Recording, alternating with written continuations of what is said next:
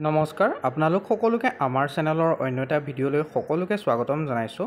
আকৌ বেংকত পদ মুকলি হৈছে, যিকেইটা পদৰ বাবে আপোনালোকৰ আবেদন বিচাৰিছে। ইয়াৰ লাষ্ট ডেট হৈছে আপোনালোকৰ 21 জুলাই আৰু বৰ্তমান ইয়াৰ আবেদন চলি আছে। আপোনালোকে এই পদকেইটাৰ বাবে আবেদন কৰিব পাৰিব। আজি আমি ভিডিঅ'টোত গোটেইখিনি কথাই আপোনালোকৰ লগত আলোচনা কৰিম। আপোনালোকে আমাৰ ভিডিঅ'টো শেষলৈকে চাব। যদিহে আপোনালোকে আমাৰ চেনেলত প্ৰথমবাৰলৈ আহিছে তেনেহ'লে আপোনালোকে আমাৰ চেনেলটো ছাবস্ক্ৰাইব কৰি দিব, যাতে এনেকুৱা ধৰণৰ জব ৰিলেটেড আপডেট ভিডিঅ'সমূহ আপোনালোকে আমাৰ চেনেলৰ জৰিয়তে অতি সহজতে পাই থাকিব পাৰে। লগতে ভিডিঅ'ৰ ডেছক্ৰিপশ্যন বক্সত আমাৰ হোৱাটছআপ আৰু টেলিগ্ৰাম গ্ৰুপৰো লিংক দিয়া আছে, আপোনালোকে গৈ তাতে জইন হৈ ল'ব। আৰু বহুতে আমাৰ ভিডিঅ' চাই পেলাই গুচি যায়, কিন্তু তেওঁলোকে ছাবস্ক্ৰাইব নকৰে। তো তেওঁলোকলৈ এইটো অনুৰোধ যাতে তেওঁলোকে ছাবস্ক্ৰাইব কৰি পেলাই ভিডিঅ'টো লাইক এটা কৰি দিয়ক। বহুতে মানে ভিডিঅ'টো চাই কিন্তু ছাবস্ক্ৰাইবো নকৰে, লাইক এটাও নকৰে। তো তেনেকৈ গুচি যায়, সেইটো নকৰিব, আপোনালোকে কৰক। ইয়াতটো যিটো আহিছে এইটো আপোনালোকৰ institute of bank personal selection. মই যিহেতুকে এটা আগবেলা ভিডিঅ' এটা বনাইছিলোঁ, দুটা বেলেগ বেলেগ নটিফিকেশ্যন আহিছে, একে IBPSৰ ফালৰ পৰা আহিছে। দুইটা বেংকতে পোষ্ট ওলাইছে। এটাত আপোনালোকৰ 5000+ পোষ্ট আছে, এটাত 1000+ পোষ্ট আছে। যিটো আপোনালোকৰ স্পেচিয়েলিষ্ট অফিচাৰৰ কাৰণে ভেকেঞ্চি হয়। ইয়াত আপোনালোকে পদকেইটাৰ বাবে আবেদন তেওঁলোকে বিচাৰিছে, অনলাইন মেথডতে আবেদন হ'ব। যদি আপোনালোকে পোষ্টৰ নেমটো চাবলৈ যায়, স্পেচিয়েলিষ্ট অফিচাৰৰ কাৰণে ভেকেঞ্চি আছে। টোটেল ভেকেঞ্চি 1007টা আছে।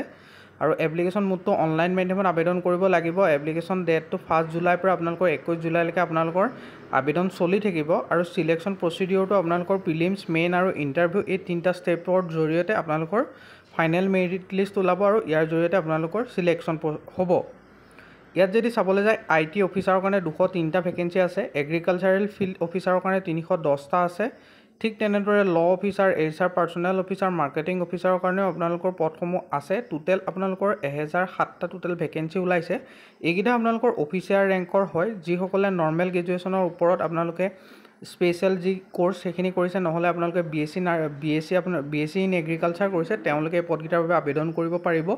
IT অফিচাৰৰ কাৰণে আপোনালোকৰ BE, BTech, computer science, IT electronics বিচাৰিছে, নহ'লে post graduate in computer science, IT কৰাসকলে পদকেইটাৰ বাবে আপোনালোকে আবেদন কৰিবৰ কাৰণে ইলিজিবল হয়। আৰু এইটো এটা আপোনালোকৰ B লেভেলৰ অফিচাৰ লেভেলৰ পোষ্ট হয়। এগ্ৰিকালচাৰ ফিল্ড অফিচাৰৰ কাৰণেও আপোনালোকৰ ঠিক ছেম হয়, যিসকলে 4 বছৰীয়া অৰ্থাৎ এগ্ৰিকালচাৰ ইউনিভাৰ্চিটিৰ পৰা agriculture, horticulture, veterinary science, dairy technology, food ছায়েন্সত আপোনালোকে পাছ কৰিছে, তেওঁলোকে পদকেইটাৰ বাবে আবেদন কৰিবলৈ ইলিজিবল হয়। ল অফিচাৰৰ কাৰণে LLB ডিগ্ৰী যিসকলে কৰিছে ৰেজিষ্টাৰ্ড উইথ বাৰ কাউন্সিলৰ পৰা, তেওঁলোকে পদকেইটাৰ বাবে আবেদন কৰিবলৈ ইলিজিবল হয়।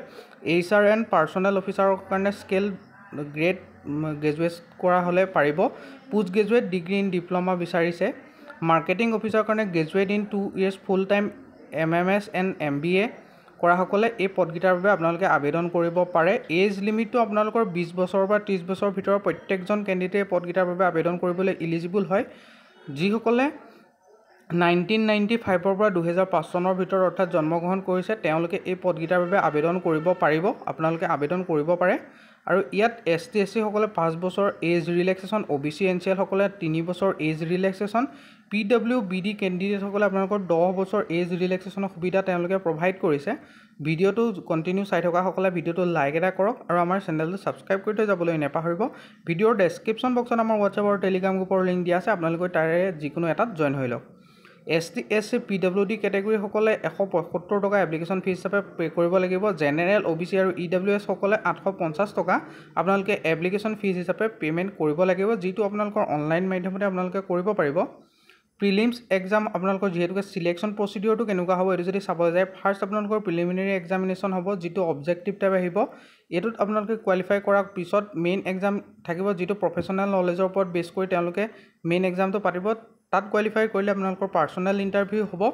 তাৰ পিছত ফাইনেল মেৰিট লিষ্টখন ওলাব, যিখন বেষ্ট হ'ব আপোনালোকৰ মেইন আৰু ইণ্টাৰভিউৰ ওপৰত। তাত কিমান নম্বৰ পালে তাৰ ওপৰত বেছ কৰি ফাইনেল মেৰিট লিষ্ট ওলাব আৰু তেনেদৰে আপোনালোকে চাকৰি পাব। ইম্পৰ্টেণ্ট ডেট যদি চাবলৈ যায়, ষ্টাৰ্টিং ডেট এপ্লাই 1 জুলাইৰ পৰা আপোনালোকৰ আৰম্ভ হৈছে। লাষ্ট ডেটটো আপোনালোকৰ 21 জুলাই পৰ্যন্ত আপোনালোকে পদকেইটাৰ বাবে আবেদন কৰি থাকিব পাৰিব। প্ৰিলিমছ এক্সাম আপোনালোকৰ ডিচেম্বৰত হোৱাৰ সম্ভাৱনা আছে। মেইন এক্সাম জানুৱাৰী 26ত হোৱাৰ সম্ভাৱনা আছে। ফাইনেল ৰিজাল্ট ফেব্ৰুৱাৰী আপোনালোকৰ 26ত ওলাই যাব। ফাইনেল লিষ্ট অৰ্থাৎ কোনে কোনে চাকৰি পালে, কোনে কোনে নাই পোৱা, সেইখিনি আপোনালোকৰ ফেব্ৰুৱাৰী 26ৰ ভিতৰত গম পাব। তেওঁলোকে কিছুমান টেণ্টেটিভ ডেটহে কৈছে, টেণ্টেটিভ মন্থ কৈ দিছে যে জানুৱাৰীত হ'ব বা ফেব্ৰুৱাৰীত হ'ব, কিন্তু এতিয়ালৈকে ক্লিয়াৰলি তেওঁলোকে এইটো তাৰিখত আপোনালোকৰ এডমিট ওলাব বা এইটো তাৰিখে আপোনালোকৰ প্ৰিলিমছ এক্সাম হ'ব বুলি ক্লিয়াৰলি ক'তো কোৱা নাই তো আপোনালোকে পঢ়ি থাকিব পাৰে আৰু ইয়াৰ সিলেবাছ কি হ'ব সেইখিনি আপোনালোকে আমাৰ ৱেবছাইটটো ভিজিট কৰিলে পাব ৱেবছাইটটোৰ লিংক মই ভিডিঅ'ৰ ডেছক্ৰিপশ্যন বক্সত দি দিছোঁ নহ'লে আপোনালোকে গৈ গুগলত চাৰ্চ কৰিব পাৰে AXOMCARWR.in আজিলৈ ইমানেই আকৌ লগ পাম অন্য এটা ভিডিঅ'ত ধন্যবাদ